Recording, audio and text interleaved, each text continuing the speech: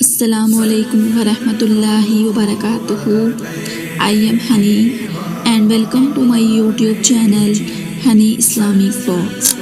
Today we will listen to an important hadith from Sahih Bukhari. If you find this content beneficial, please subscribe to the channel, like the videos and share it. Jazakallah khair. بسم اللہ الرحمن الرحیم.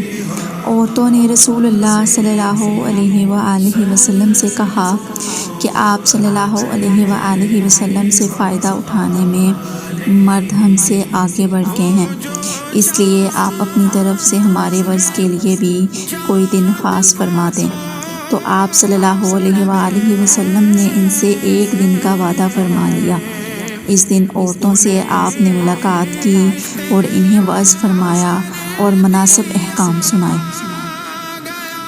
جو کچھ آپ صلی اللہ علیہ وآلہ وسلم نے ان سے فرمایا تھا، اس میں یہ بات بھی تھی کہ جو کوئی عورت تم میں سے اپنے 3 لڑکے آگے بھیج دے گی تو وہ اس کے لیے دوزخ سے پناہ بن جائیں گے.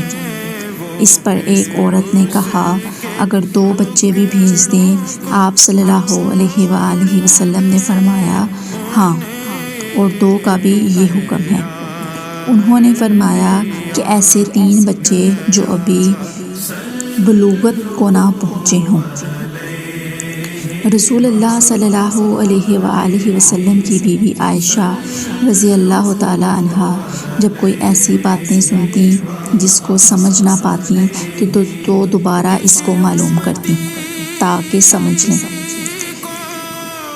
چنانچہ ایک مرتبہ نبی کریم صلی اللہ علیہ وآلہ وسلم نے فرمایا کہ جس سے حساب لیا گیا اسے عذاب کیا جائے گا. عائشہ رضی اللہ تعالی عنہ فرماتی ہیں کہ یہ سن کر میں نے کہا کہ کیا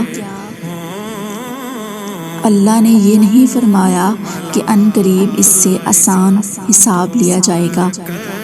رسول اللہ صلی اللہ علیہ وآلہ وسلم نے فرمایا کہ یہ صرف اللہ کے دربار میں پیشی کا ذکر ہے، لیکن جس کے حساب میں جانچ پڑتال کی گئی سمجھو وہ غارت ہو گیا.